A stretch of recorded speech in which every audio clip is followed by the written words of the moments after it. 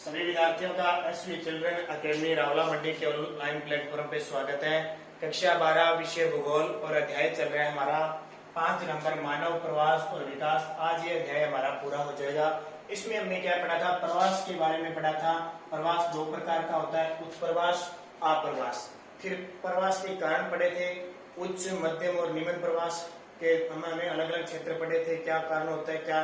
अब लास्ट आता है प्रवास के परिणाम क्या हो सकते हैं। तो प्रवास के परिणाम पढ़ लेना। इसमें सीधा बताता हूँ, प्रवास जहां से लोग उठकर जाएंगे, जिस स्थान पे जाएंगे लोग, क्या होगा? नंबर 1 यहाँ देखो कि यहाँ से लोग जाएंगे तो यहाँ जनसंख्या कम होगी, जनसंख्या क्या कम होगी, और यहाँ क्या होगी? जनसंख्या बढ़ेगी।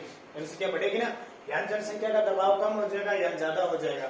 दूसरा, यहाँ से जनसंख्या जाएगी और यहाँ जनसंख्या, यहाँ से जनसंख्या यहाँ पहुंचेगी तो यहाँ बेरोजगारी होगी, बेरोजगारी होगी, निर्धनता होगी, लोग रोजगार प्राप्त नहीं होगा। क्यों?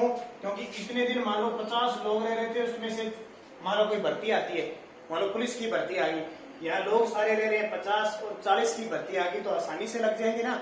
अब यहाँ से 50 लोग और चले जाएंगे तो यहाँ लोग कितने हो जाएंगे? 100 हो जाएंगे। अब 100 को 40 करेंगे तो लोग बेरोजगार होंगे ना, इन्हें रोजगार नहीं मिलेगा।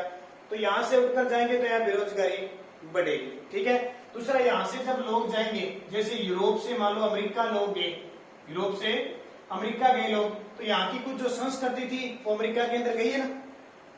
संस्कृति है, धर्म है, जाति है। मान लो यहाँ पे ईसाई धर्म के लोग रहते थे, ईसाई, अब वो यहाँ जाके बस नहीं।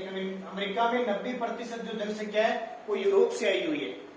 तो यहाँ का जो धर्म, रीति रिवाज, संस्कृति है वो सारी यूरोप में, अमेरिका में चली गई। तो एक स्थान से दूसरे प्रवास करने पर संस्कृति और उसमें भी परिवर्तन होता है। उसके अलावा इस स्थान से कोई लोग इस स्थान पे जाएंगे तो नई नई तकनीक सीखेंगे, नई तकनीक, नया आविष्कार। मान लो यहाँ के लोग हैं वो खूब सारी तकनीक जानते हैं, तरीका जानते हैं, और वो लोग यहाँ जाएंगे तो वहां जाके लोगों को भी तरीका सिखाएंगे ना। तो ये कुछ प्रवास की क्या है परिणाम। आपकी किताब में से लिख लेना, 4-5 पॉइंट है प्रवास के दिए हुए। इसके अलावा हम पढ़े, ठीक है, इसके अलावा हम पढ़े मानव विकास के बारे में पढ़ेंगे। मानव विकास, ये मानव विकास क्या होता है? क्या होता है मानव विकास? तो देखो, मानव का विकास, मानव विकास, मानव का क्या है? विकास। कैसे मानव का विकास होता है उसके बारे में हम चर्चा करेंगे कि मानव का विकास कैसे होता है। तो मानव का विकास 3 तरीके से होता है। अगर मानव इंसान पढ़ा हुआ है, शिक्षित है, स्वास्थ्य उसका अच्छा है और प्रति व्यक्ति आय उसकी अच्छी है, ऐसे नहीं कि पूरा अमीर और पूरा गरीब हो, सही हो, अपना परिवार का जीवन यापन बढ़िया तरीके से कर सके और राष्ट्र के निर्माण में सहयोग कर सके। मानव विकास सूचकांक होता है, कैसे जारी किया जाता है? मानव विकास सूचकांक कैसे जारी किया जाता है? शिक्षा, स्वास्थ्य, प्रति व्यक्ति आय। यानी जिस देश की शिक्षा, पढ़े हुए लोग होंगे, अब पढ़े हुए लोग होंगे तो वो समझदार होंगे, तो उनकी स्वास्थ्य व चिकित्सा अच्छी होगी ना। कोई लोग डॉक्टर बनेंगे और बनेंगे तो वो अपने स्वास्थ्य का ध्यान रखें। एक भेड़ बकरी चलाने वाला होता है, एक जो मजदूरी करता था, वो अपने इतना स्वास्थ्य का ध्यान रखना चाहता, अपने पढ़े लिखे ध्यान रखते। एक तो टाइम पर नहा लेते हैं, अपने नहाते हैं ना, आधी बीमारी तो वहीं खत्म हो जाए। स्वास्थ्य, अब देखो, शिक्षा अच्छी होगी, स्वास्थ्य उसका अच्छा होगा तो वो कमाएगा, मेहनत करेगा, कार्यशील होगा, तो उसकी प्रति व्यक्ति आय, प्रति व्यक्ति उसके पास पैसा कितना है, पूरे 1 साल में कितने पैसे कमाते हैं। जैसे मान लो एक व्यक्ति तो पूरे साल 50,000 कमाता है, एक पूरे साल में 2 लाख कमाता है, एक पूरे साल में 1 करोड़ कमाता है। अब वो तो करोड़पति में आ गया, लेकिन मध्य में 2 लाख 4 लाख जो कमाता है उसकी प्रति व्यक्ति आय भी नहीं जाती, क्योंकि वो अपना परिवार का पालन पोषण कर सकता है, अगर किसी संस्था को चलाना है तो भी कर सकता है। तो मानव विकास 3 चीजों पे टिके, शिक्षा, स्वास्थ्य और प्रति व्यक्ति आय। ध्यान रखना, ये पहले से नहीं होता था। पहले मानव विकास सूचकांक कैसे निकाला जाता था? पहले मानव विकास देश का निकाला जाता था। इसी देश में अगर ज्यादा अमीर हैं, ज्यादा पढ़े लिखे हुए सीधा निकाल देते थे। मानो हमारे भारत में बड़े बड़े करोड़पति है, हो गए तो कह दिया ये देश है, इस देश का मानव विकास अच्छा है। अब गरीब तो गरीब ही रह गया, उसकी तो गणना ही नहीं हुई। फिर बाद में क्या हुआ? एक पाकिस्तान के अर्थशास्त्री थे महबूब उल हक और एक हमारे भारतीय अर्थशास्त्री अमर्त्य सेन। इन दोनों ने एक सिद्धांत दिया। किसने? मानव विकास सूचकांक का सिद्धांत दिया महबूब उल हक और अमर्त्य सेन, दो अर्थशास्त्री थे, अर्थशास्त्र का जिनको ज्ञान था। उन्होंने ये कहा भाई वो देश, उस देश का मानव विकास ऐसा नहीं हो सकता जिसमें अमीर लोग और सीधे पढ़े लिखे हो। मानव विकास की गणना 3 क्षेत्रों में होगी कि मानव वहां कितने पढ़े हुए, यानी वहां की साक्षरता कितनी है, वहां की मृत्यु दर जन्म दर कितनी है, यानी मृत्यु दर कम होनी चाहिए, लोग कितने पढ़े लिखे हैं, कितना स्वास्थ्य अच्छा है, फिर वहां के लोग कितना काम कर रहे हैं, उन्हें आय कितनी हो रही है। 3 आधारों पे गणना होनी चाहिए मानव विकास। ये किसने दिया था सिद्धांत? महबूब उल हक और भारत के जो अर्थशास्त्री है उन्होंने दिया था। उसके बाद से क्या है कि ये जो मानव विकास सूचकांक है वो इन तीनों चीजों पर आधारित होता है। ठीक है, फिर देखो 1990 के अंदर यूएनडीपी, फुल फॉर्म पूछी जा सकती है, यूनाइटेड नेशन डेवलपमेंट प्रोग्राम, ठीक है, संयुक्त राष्ट्र विकास कार्यक्रम, 1990 के अंदर एक सूचकांक जारी किया गया जिसको कहते हैं HDI, ह्यूमन डेवलपमेंट इंडेक्स, यानी हिंदी में देखें मानव विकास सूचकांक, मानव विकास सूचकांक इसको नाम दिया गया। ये जारी हुई इन 3 स्तरों पे, सबसे पहले 1990 और फिर देखें इनकी जब वो ये रिपोर्ट आई उसके अनुसार जीवन की प्रक्रिया मानव किस रूप में रह सकता है, मानव का विकास कैसे हो सकता है, इन 3 आधारों पे गणना की गई। ठीक है, 3 आधारों पे गणना की गई तो कौन से देश टॉप पे रहे? तो ध्यान रखना जो नॉर्वे देश है यूरोप महाद्वीप में, नॉर्वे ये टॉप पे रहता है हमेशा ही, 0.955 के आसपास इसके अंक है। हमेशा कब भी प्रश्न आ जाए कि सबसे टॉप पर मानव विकास सूचकांक में कौन सा है, नॉर्वे कर देना। फिर बाद में पूछा जाता है भारत का स्थान कौन सा है, तो भारत का 138वां आपकी किताब के अनुसार, आपकी किताब में 2013 और 15 का आंकड़ा है। वर्तमान पूछे भारत का मानव विकास सूचकांक वर्तमान 2018-19 तो 131वें स्थान पर है। किस कौन से स्थान पर है? 131वें स्थान पर है। ये आंकड़े 2 आपको याद रखने हैं। टोटल 187 देशों की लगभग रैंक जारी होती है, लगभग 186 187, कई बार 189 देशों की आंकड़े भी जारी हो जाते हैं। ये नहीं पूछता कितनों की जारी होती है। ठीक है, अब बात आती है इस मानव विकास सूचकांक के 3 स्तर है, 3 स्तर बांट दिए, उच्च स्तर, दूसरा मध्यम स्तर और तीसरा निम्न स्तर, यानी अलग अलग सूचकांक के आधार पर 189 देशों को बांट दिया। उच्च स्तर वो होते हैं जिनकी 0.71 से अधिक होती है। देखो 955 ज्यादा है ना, यानी 1000 ऐसे निकाली जाती है इसके पीछे तो 0.1000 के पीछे 955 आ गए, तो 0.710 है। 710 से अधिक वाले कितने राज्य देश आते हैं? तो लगभग देश आते हैं आपके 94 देश आते हैं, 94। अब इसमें याद कर लेना, नॉर्वे हो गया, फिनलैंड हो गया, ठीक है, न्यूजीलैंड हो गया, और बहुत सारे देश दे रखे हैं, अमेरिका हो गया, ऑस्ट्रेलिया हो गया, नीदरलैंड हो गया, हांगकांग, कोरिया, चिली, यूरुग्वे, संयुक्त अरब अमीरात, ये सारे उच्च मानव विकास सूचकांक के अंदर आते हैं। पता लग गया ना?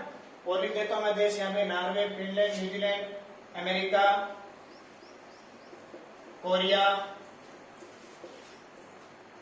ऑस्ट्रेलिया, हांगकांग, यूएई, संयुक्त अरब अमीरात, ये जितने भी देश है सारे उच्च स्तर के अंदर आते हैं।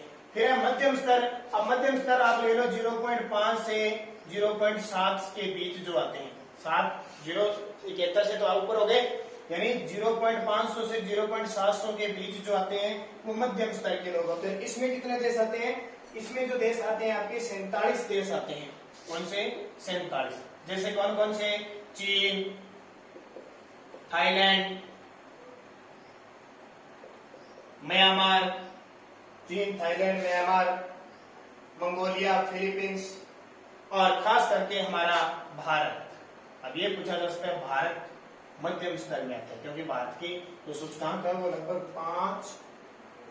0.55 के आसपास रहती है, 0.55 के आसपास रहती है, तो इसके बीच आ गया ना, भारत हो गया, और भी आपके कंबोडिया वगैरह देश आ जाएंगे इसके अंदर। निम्न स्तर है जो 0.5 से कम हो, मान लो या 0.5 से कम हो वो निम्न स्तर के आ जाएंगे। निम्न स्तर में अफ्रीका के सारे आ जाएंगे, चांद है, सूडान है, नाइजीरिया है, ठीक है, और भी देश है, म्यांमार, रवांडा, या म्यांमार नहीं आएगा, रवांडा, युगांडा, नेपाल, गिनी, अफगानिस्तान, नेपाल, गिनी, अफगानिस्तान, यानी जितने भी निम्न स्तर के हैं वो सारे इसमें आ जाएंगे। तो ये 3 तरीके का सूचकांक जारी किया जाता है। क्वेश्चन आगे मानव विकास सूचकांक पर टिप्पणी लिखिए, तो आप क्या लिखोगे? मानव विकास सूचकांक 3 स्तर पर जारी होता है। किस किस पे? प्रति व्यक्ति आय, शिक्षा और स्वास्थ्य। 1990 में संयुक्त राष्ट्र जो विकास कार्यक्रम है उसके द्वारा सूचकांक जारी किया गया, HDI मानव विकास सूचकांक, और जिसमें लगातार टॉप पे कौन रहा है? नॉर्वे। भारत उस समय 138वें स्थान पे था, अब कौन से पर? वर्तमान में 131वें स्थान पर है।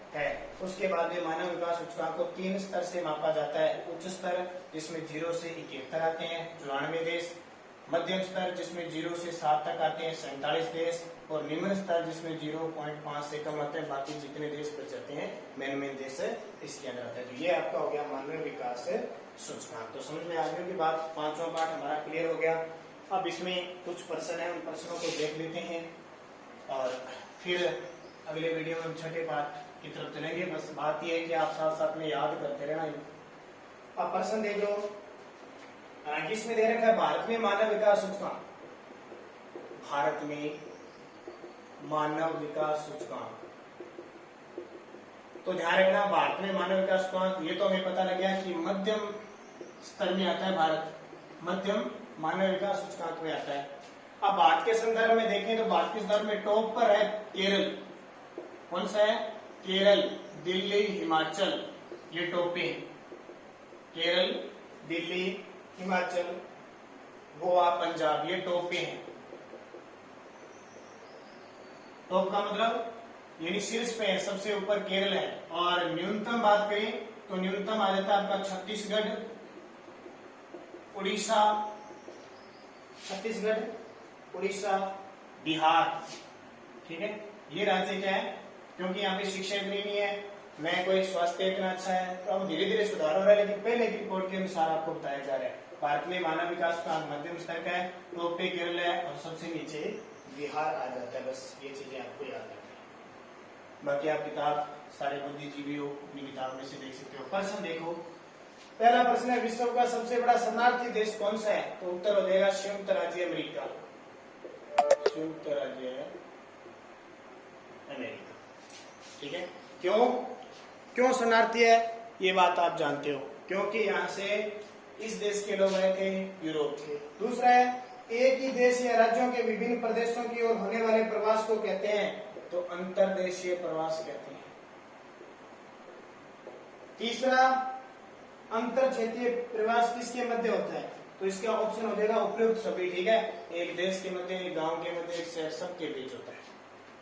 चौथा, वर्ष 2015 की मानव विकास रिपोर्ट में भारत को कौन सा स्थान मिला? 138वां, ठीक है। चाहे वो 2013 की हो चाहे 2015 की हो। मानव विकास सूचकांक की रिपोर्ट में कौन सा संगठन जारी करता है? तो मानव विकास सूचकांक मैंने अभी बताया था आपको, UNDP, United Nation Development Programme. ये तो भी छोटे प्रश्न। अब बाकी आप क्वेश्चन कर सकते हो, नॉर्मल से है। मानव विकास सूचकांक का मूल्य न्यूनतम से अधिकतम किन अंकों के मध्य होता है? तो न्यूनतम 0 और अधिकतम 1, बताया था ना, 0.5, 0.7। और मानव विकास रिपोर्ट UNDP संयुक्त राष्ट्र विकास कार्यक्रम द्वारा किस वर्ष प्रकाशित की गई? 1990 में। और मानव विकास की दृष्टि से भारत का कौन सा राज्य सर्वोच्च स्थान पे है? केरल। और प्रवसन के कितने प्रकार है? 2 प्रकार, उत्प्रवास और आप्रवास। तो ये पूरा पार्ट हो गया। कल हम पढ़ेंगे विश्व मानव अधिवास के बारे में चर्चा करेंगे, जो आपके लिए इम्पोर्टेंट है। तो तब तक आप पूरे 5 पार्ट पढ़ लेना।